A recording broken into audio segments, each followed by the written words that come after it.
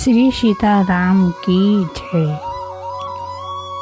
सीताराम चरित अति पावन,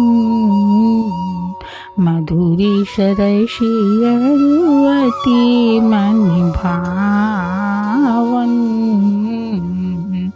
पुनि पुनि कितने वो सुने सुनाए, की प्यासी बुझती ना बुझाए। श्री सीताराम के चैनल पर आप लोगों का मैं स्वागत करती हूँ। जय जय सिया राम। राजा दशरथ के चारों राजकुमार शिक्षा पूर्ण कर अयोध्या लौटे। गुरु वशिष्ठ के साथ गुरु वशिष्ठ चारों राजकुमारों को लेकर अयोध्या आते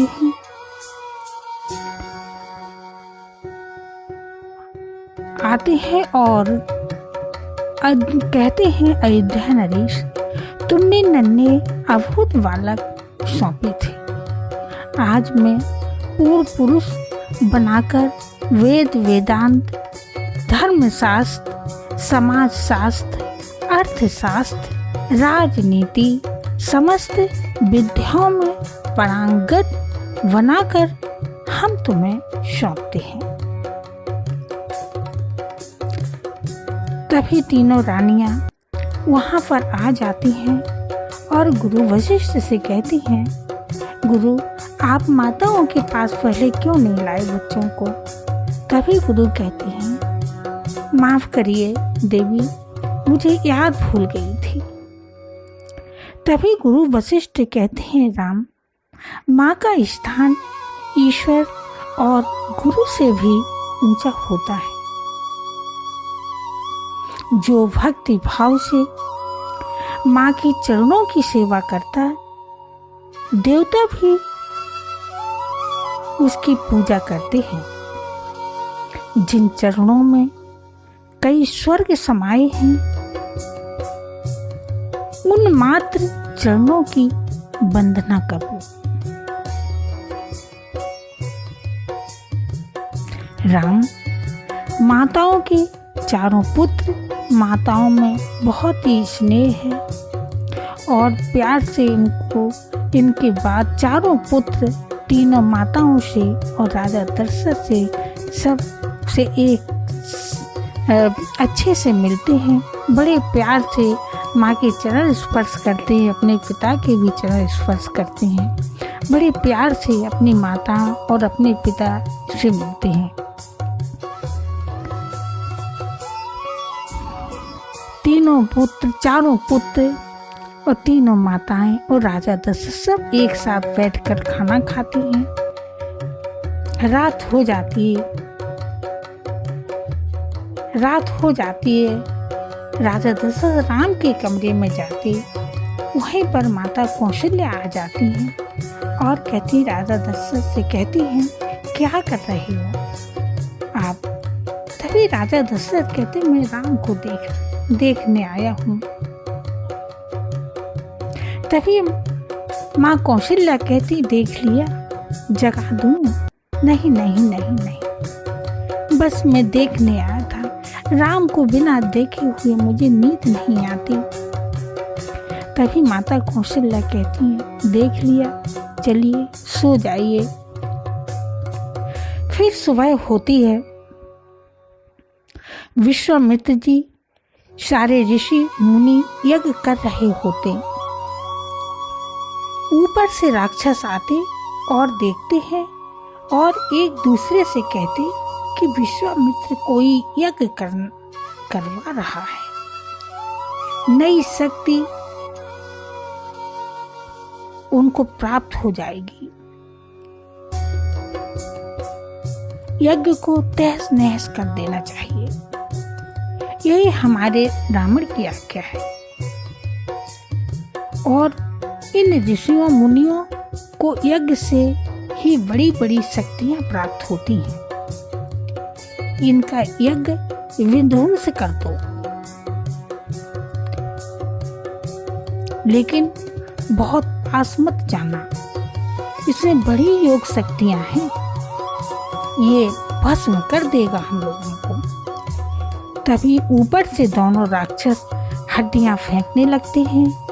इतनी फेंकते हैं कि उस यज्ञ को विध्वंस कर देते हैं और सारे ऋषि मुनि वहां से हट जाते हैं।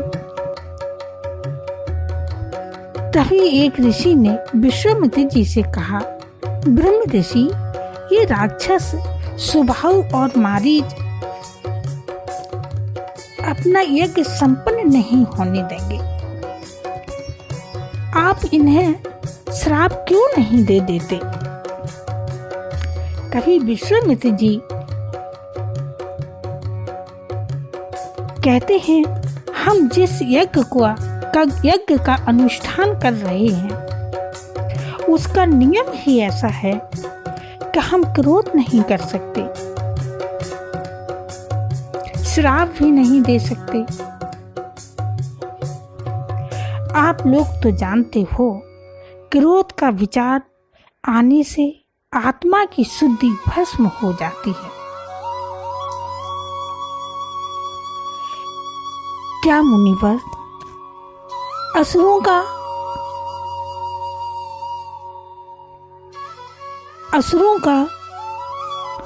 अनाचार ऐसा ही बढ़ता रहेगा? हम लोग जन कल्याण के लिए कोई भी अनुष्ठान नहीं कर पाएंगे। तभी विश्वामित्र जी कहते हैं, मैंने सोचा है कि मैं अयोध्या जाऊंगा, क्योंकि धर्म और विद्या की रक्षा करना राजाओं का ही काम है।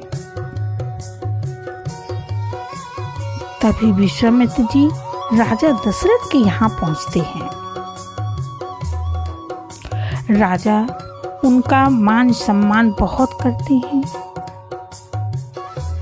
वहीं पर गुरु वशिष्ठ भी बैठे हुए हैं।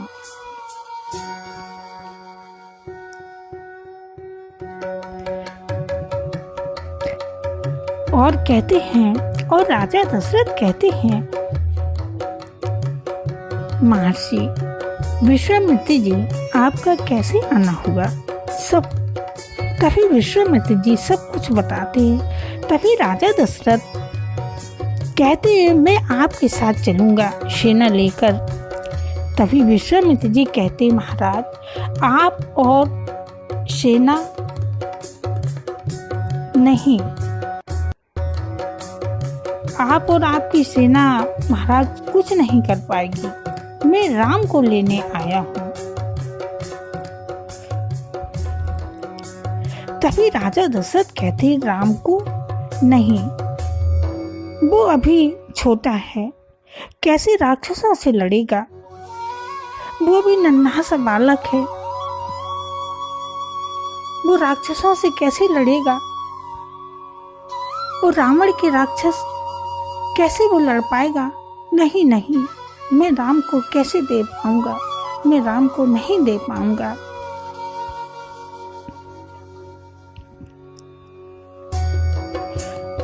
विश्वामित्र जी को गुस्सा आती है और कहते हैं, बस राजन, धर्म आदर्श की बड़ी बड़ी बातें करना और निभाना अलग बात है।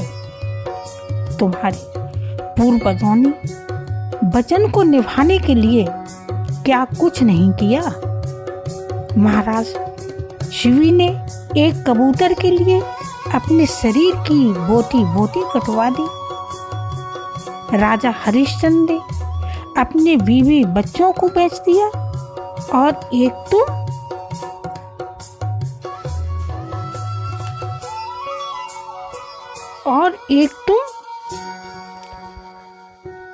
अपने पूर्वजों की कीर्ति पर कलंक लगा रहे हो।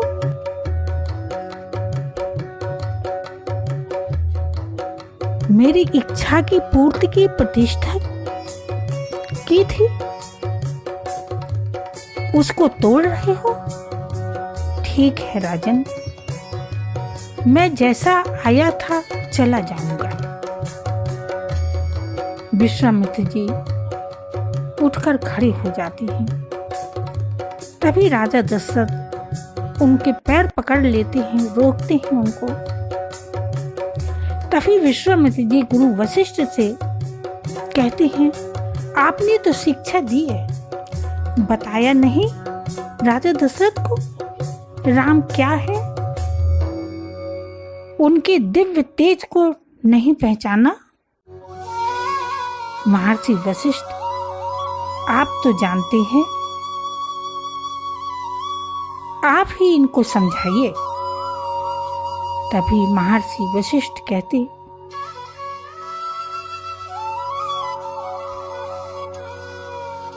महर्षि वशिष्ठ कहते कि विश्वामित्र जी सही कह रहे हैं महाराज। राम योग इतिहास की धाराओं को मोड़ने के लिए आए हैं। वो स्वयं मंगल भवन अमंगल हारी। समय काल बीत जाएंगे, युग बदल जाएंगे, वशिष्ठ विश्वामित्र पुस्तकों की पन्नों में लिखे रह जाएंगे, परंतु राम का नाम धर्म और संस्कृति की पहचान बनकर अमर और अविनाशी बना रहेगा। राजन, तुम नहीं जानते, विश्वामित्र जी आपके पुत्र के कल्याण के लिए लेने आए हैं।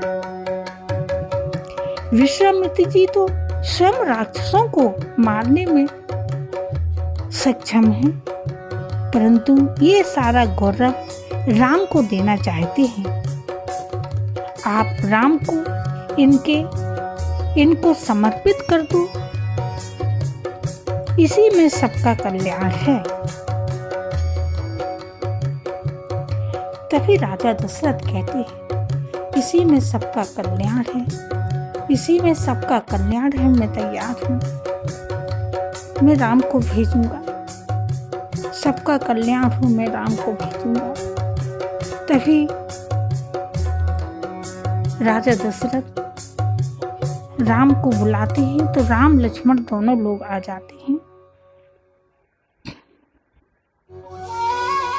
तभी राम लक्ष्मण को, राजा दशरथ राम और लक्ष्मण को विश्वामित्र को सौंप देते हैं और राम से कहते, इनकी सेवा और आज्ञा तुम्हारा धर्म होगा,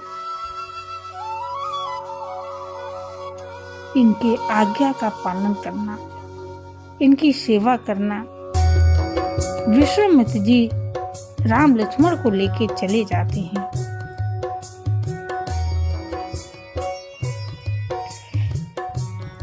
आगे की कथा मैं आगे की पार्ट में आप लोगों को सुनाऊंगी।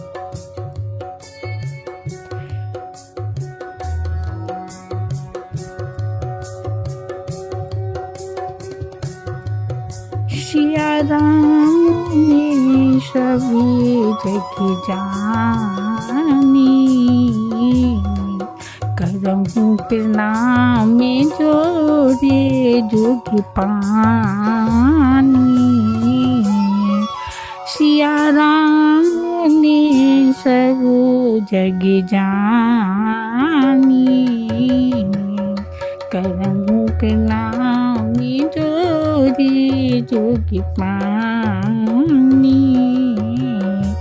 सीताराम सीता राम सीता राम सीता राम सीता राम सीता राम सीता राम सीता राम सीता राम सीता राम सीता राम सीता राम सीता राम सीता राम सीता राम सीता राम सीता। सीता राम सीता राम सीता राम सीता राम सीता राम सीता राम सीता राम सीता राम सीता राम सीता राम सीता राम सीता राम सीता राम सीता राम सीता राम सीता राम सीता राम सीता राम। सीताराम के चैनल को आप लोग लाइक शेयर सब्सक्राइब जरूर करिएगा। सीताराम की जय जय जय जय।